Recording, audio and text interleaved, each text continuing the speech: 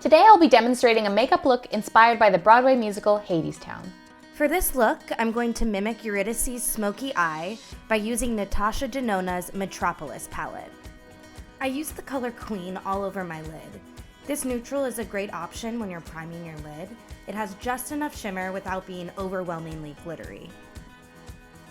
To start the smoky eye, I wet my eyeshadow brush and used the color Shield from the crease of my lid down to my lash line.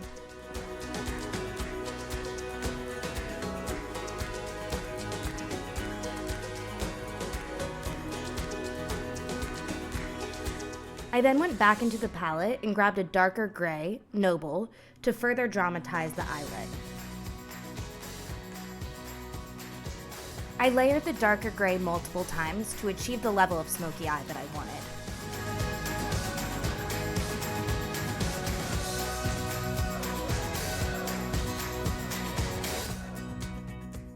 One of my favorite things to add to a smoky eye is a dark smudge along the lower lash line. I use the color Noble with a smaller smudge brush to achieve this look. There's typically a fair amount of cleanup when dealing with colors this dark, so I always have a bit of concealer and a beauty blender prepped to clean up my under eye. I use my finger to add a little bit of the color Queen to highlight my inner eye. Of course, this Eurydice inspired look needed a sharp wing liner along the top lash line, so before I added mascara, I lined my upper lid.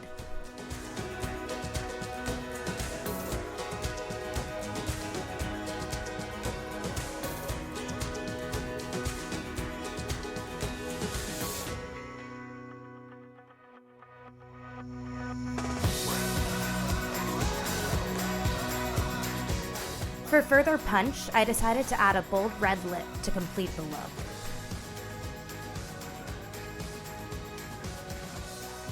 And that's today's Hadestown-inspired Broadway beauty look.